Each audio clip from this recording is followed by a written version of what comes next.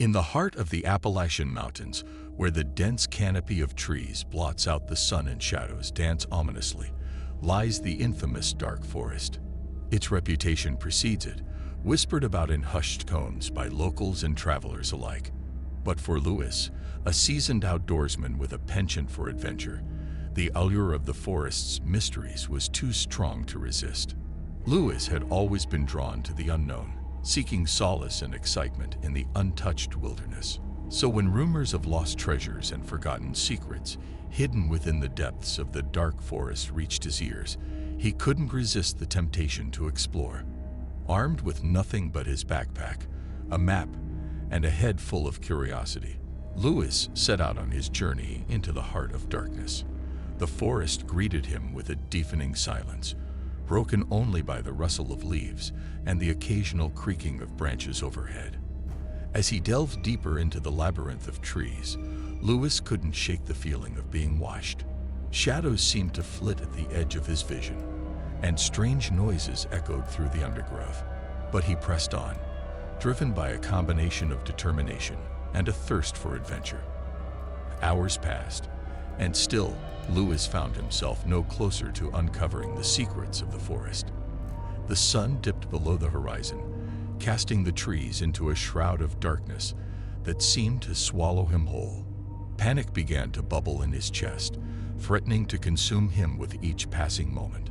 Just when Lewis was about to admit defeat and turn back, he stumbled upon a clearing bathed in moonlight.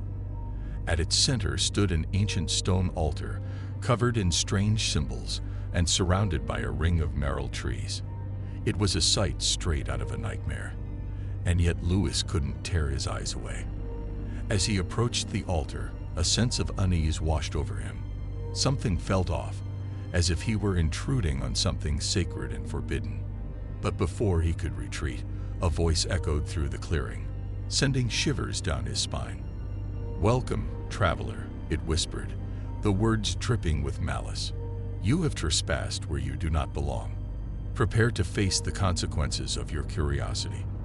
With a sinking feeling in his gut, Lewis realized that he was not alone in the dark forest, and whatever lurked in the shadows was far more sinister than he could have ever imagined. Frozen in fear, Lewis stood rooted to the spot as the voice continued to taunt him from the darkness.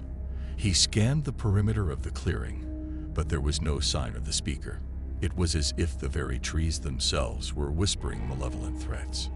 Summoning every ounce of courage he possessed, Lewis forced himself to speak. "Who are you?" he called out, his voice trembling despite his best efforts to sound brave. Laughter echoed through the clearing, sending a chill down his spine.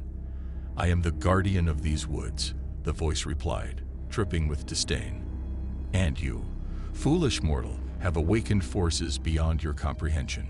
With a sinking feeling in his chest, Lewis realized that he had stumbled upon something far more sinister than he had ever imagined. The rumors of lost treasures and forgotten secrets paled in comparison to the true darkness that lurked within the dark forest.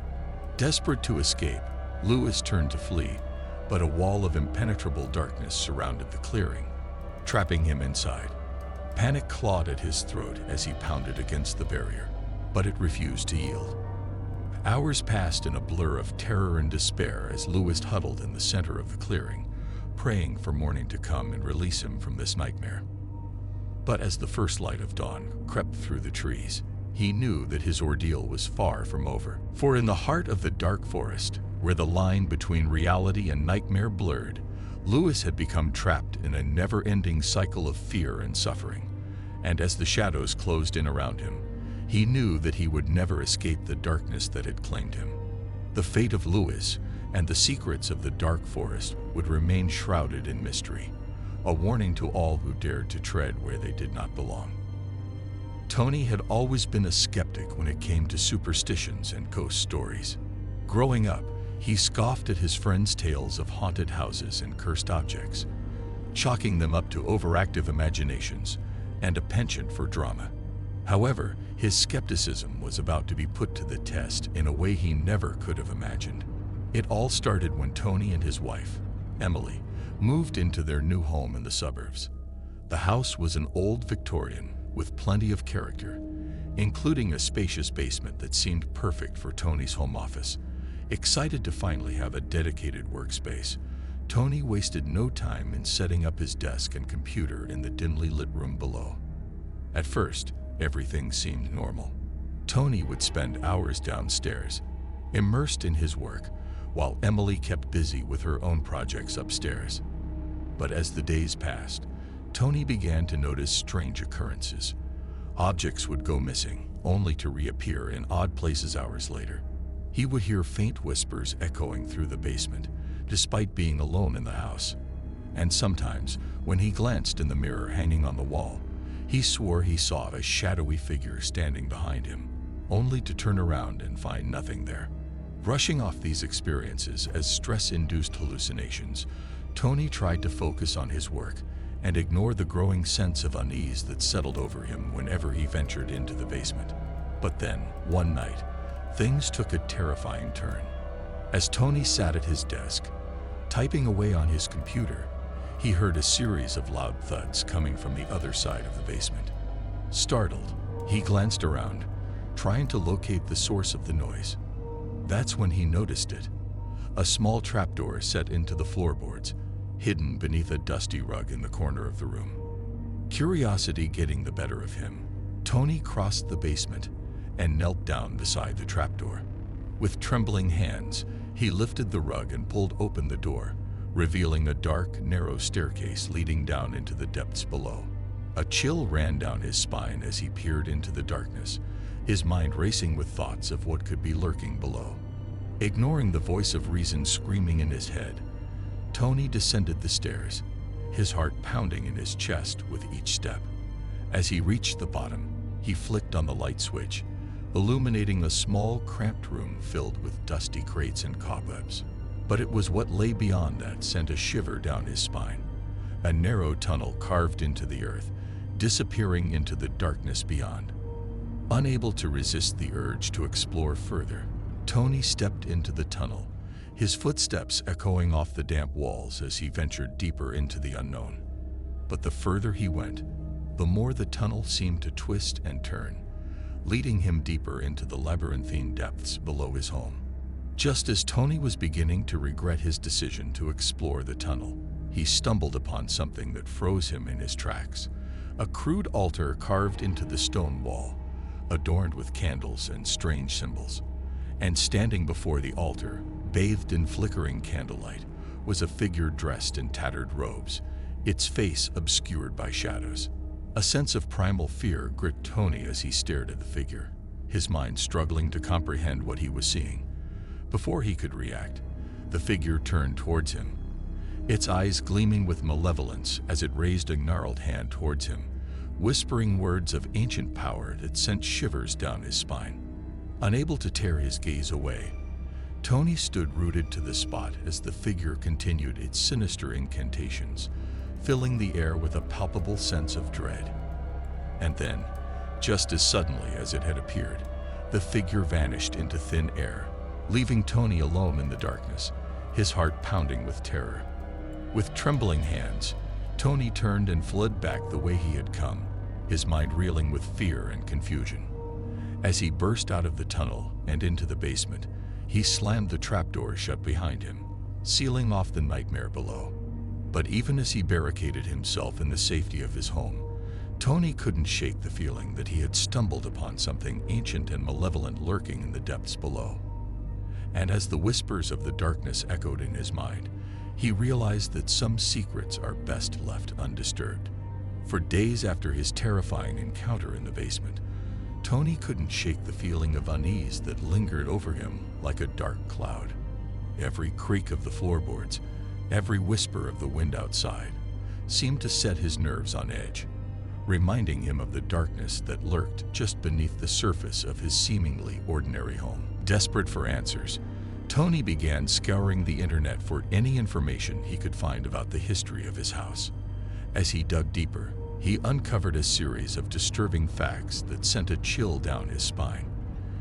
It turned out that his house had once been the site of a series of occult rituals performed by a notorious cult that had operated in the area decades earlier. And the basement, he discovered, had been the epicenter of their dark practices, a gateway to realms beyond the mortal world.